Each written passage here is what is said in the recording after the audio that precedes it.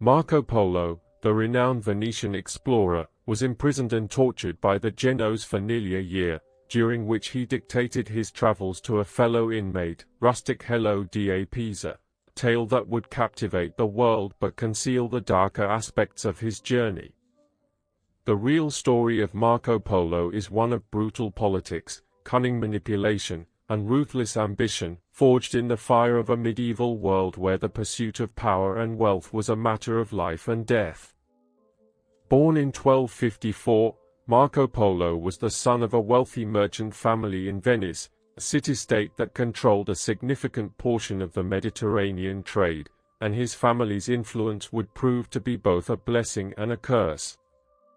His father, Niccolo, and uncle, Maffeo, had traveled extensively along the Silk Road, a network of trade routes that connected Europe to Asia, and their stories of exotic lands and untold riches would spark Marco's insatiable curiosity and fuel his desire for adventure.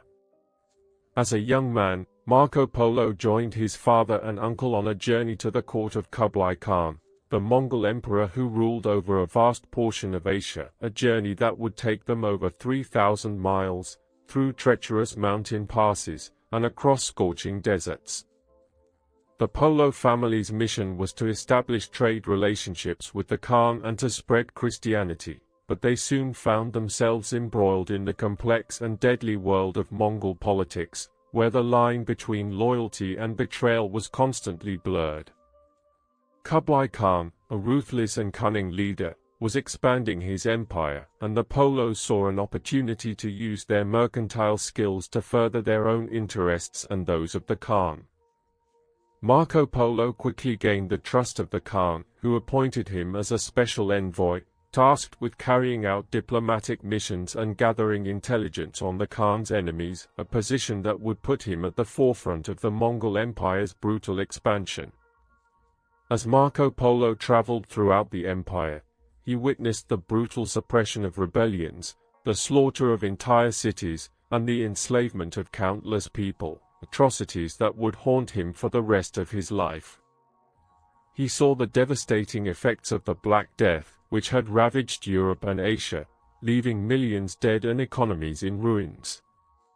The Khan's rule was marked by violence, terror, and destruction, and Marco Polo was forced to navigate this treacherous landscape, always walking a fine line between loyalty and survival.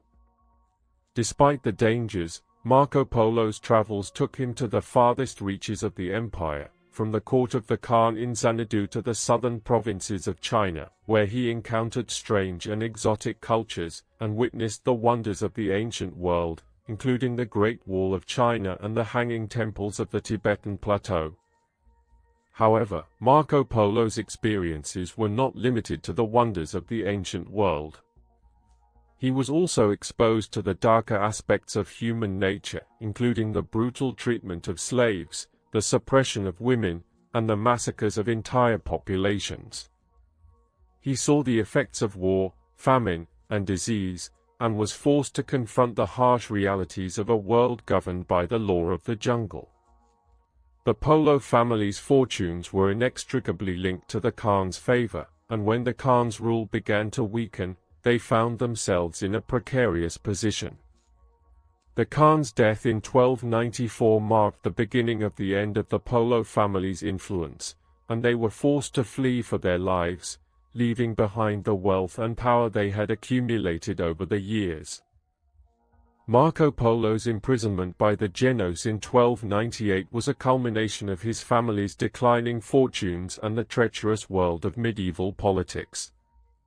During his imprisonment, he dictated his story to Rustichello da Pisa, a fellow inmate who would help to shape the narrative of his travels.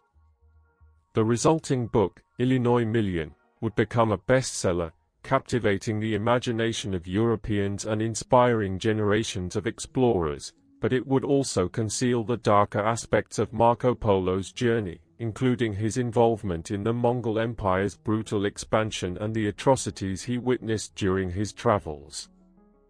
The book would portray Marco Polo as a hero, a brave and daring explorer who had traveled to the farthest reaches of the known world, but it would also gloss over the complexities and nuances of his experiences, reducing them to a series of simplistic and exotic tales.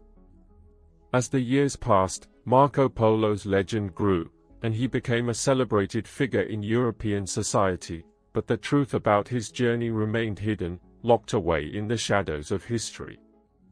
The real story of Marco Polo is one of brutal politics, cunning manipulation, and ruthless ambition, tale of a man who navigated the treacherous landscape of the medieval world, always walking a fine line between loyalty and survival.